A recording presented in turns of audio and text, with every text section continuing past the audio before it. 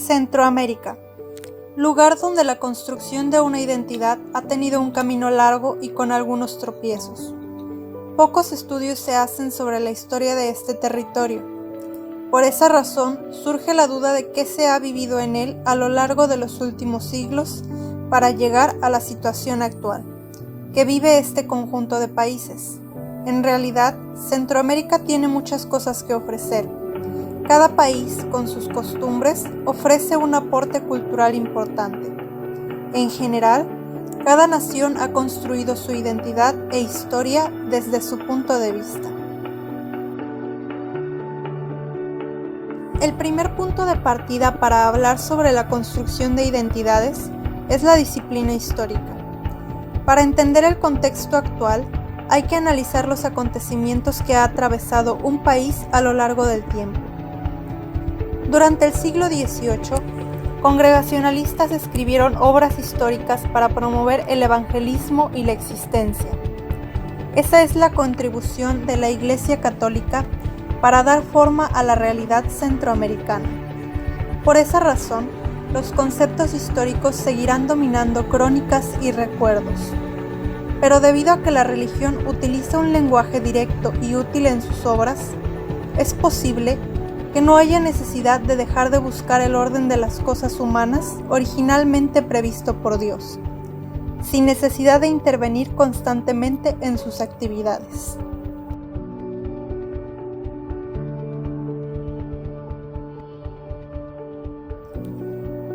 En el siglo XIX, la mayoría de los estados-nación se comienzan a formar. Posterior al siglo XX, al igual que en muchos otros países de Latinoamérica, el militarismo se hizo presente. Es necesario hablar de la independencia centroamericana. A comparación de otras, fue una muy pacífica, sin graves efectos demográficos ni una larga guerra. Sin embargo, se desencadenaron tiempo después un gran número de guerras civiles en el periodo de la República Centroamericana.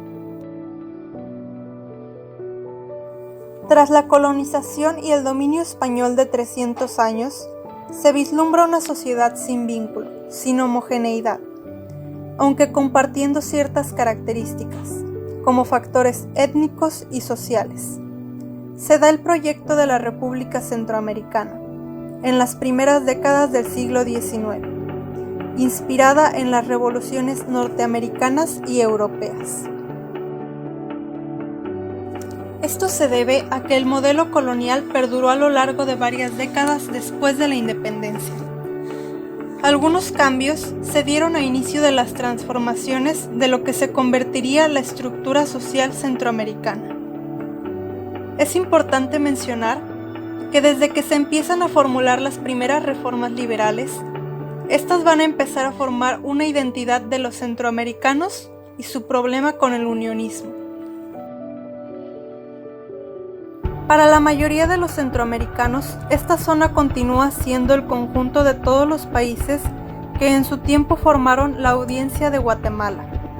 En la actualidad resulta ser un concepto político bastante palpable en la vida tanto interior como exterior. Después, el territorio se vio envuelto en una dominación no colonialista, sino más bien diplomática y comercial ante el Imperio Británico. No solo eso, estuvieron involucrados indirectamente en las guerras que se vivieron dentro de cada país entre liberales y conservadores. De hecho, además, su propósito fue mantener separadas las antiguas provincias del Reino Antiguo de Guatemala. Otro punto para analizar son los 30 años conservadores en los cuales los ingleses tomaron el poder, mientras que paralelo a esto, los estadounidenses estaban haciendo lo contrario y abogando por una unificación del territorio. Ambos bandos tenían en claro la importancia militar geográfica que tenía este territorio. Al final, los estadounidenses tomaron control del comercio exterior de este territorio y terminaron involucrándose en la independencia panameña de 1903. En este momento es cuando se empieza a figurar la mayoría de los rasgos de cada estado-nación, y estos van a perdurar hasta nuestros días. Después de esto, Estados Unidos dejó de apoyar a la Unión Centroamericana la mayor parte del siglo, para después, en el año 1860, inclinarse de nuevo por la unión de estos países y por fomentar organismos que se encarguen de esto.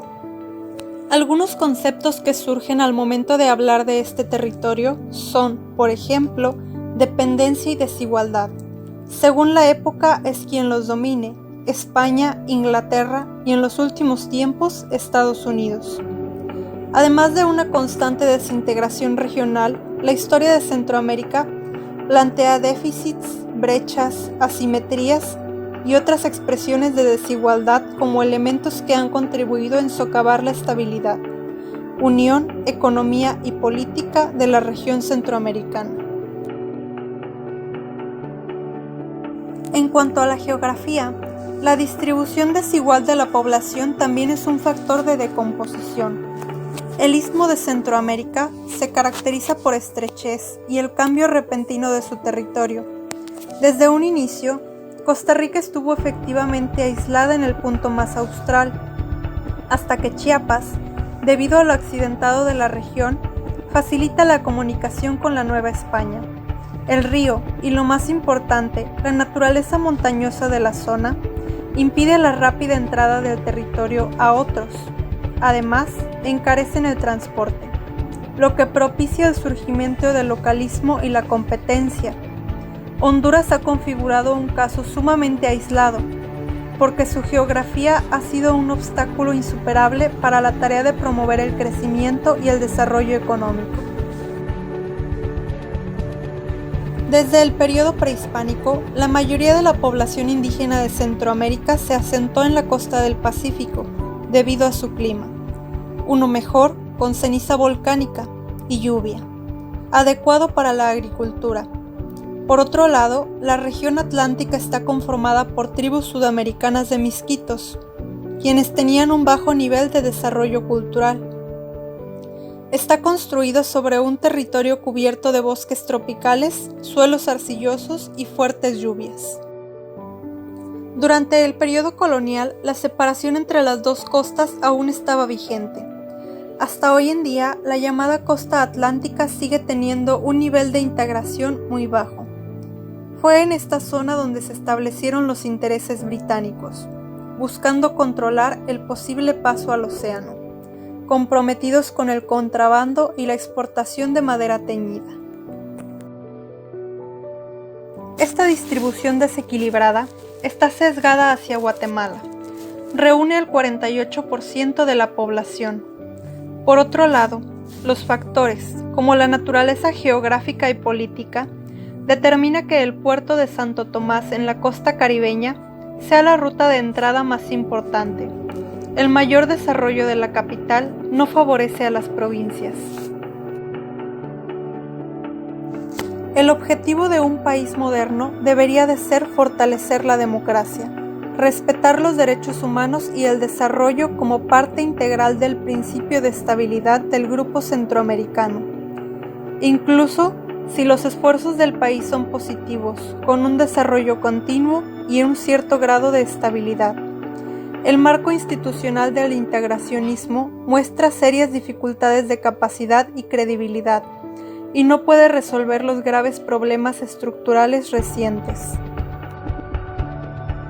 En este breve filme se hace eco de lo dicho, solicitando una reflexión sobre la desintegración y los déficits en Centroamérica, que se caracterizan por altas tasas de pobreza, bajos niveles de desarrollo humano, democracias tempranas y frágiles. Se refiere a un gran grupo empresarial. Siempre ha habido brechas y determinantes de la desintegración en la historia, y continuará abriéndose paso y dañando la estabilidad del istmo.